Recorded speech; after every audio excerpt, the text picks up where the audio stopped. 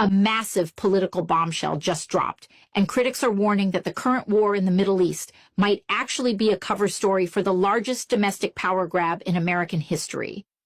Just days into the unauthorized military conflict with Iran, the president made a highly unusual and terrifying post on social media. He didn't just talk about the military operation. He specifically linked the bombings in Iran to alleged Iranian interference in our past elections. Political analysts immediately sounded the highest alarm. Why? Because they claim this is the exact excuse the administration needs to declare a national emergency. By claiming that foreign powers are actively attacking our election systems, the president can invoke extraordinary executive powers to protect the upcoming 2026 midterms.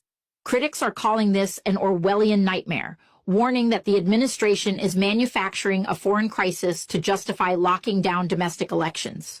But this isn't just paranoia or a wild conspiracy theory. Former Republican Congressman Denver Riggleman just went on record to expose a leaked 17-page blueprint authored by close associates of the administration. This document allegedly outlines the exact step-by-step playbook for how to deploy these executive powers.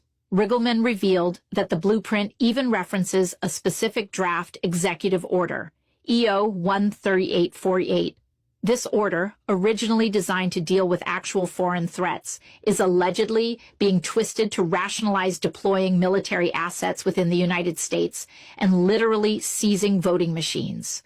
The blueprint falsely claims there is clear and compelling evidence that foreign threats have intensified and penetrated voting systems. According to Riggleman, this is a calculated lie designed to create the legal framework to suspend elections in specific swing districts under the guise of national security. So how would this actually work? They wouldn't need to cancel the election in all 50 states. That would be too obvious. Riggleman explains that the strategy is surgical. The administration only needs to claim foreign interference in a few very specific, highly contested swing counties. They use the executive order to declare an unusual and extraordinary threat in those specific areas. Once the emergency is declared, they can legally seize the voting machines in those districts, halt the counting of mail-in ballots, and completely change the flavor of the entire national election. It is lawfare, using the legal system and executive orders to bypass Congress and the courts. We have already seen the Director of National Intelligence uniquely getting involved in local election boards. Critics warn that this was just a dry run for the ultimate plan, using a foreign war to justify domestic martial law in key voting districts. This brings up the most terrifying question of all. If the president signs this executive order, ignores the courts, and orders federal agents to seize voting machines, who is actually going to stop him?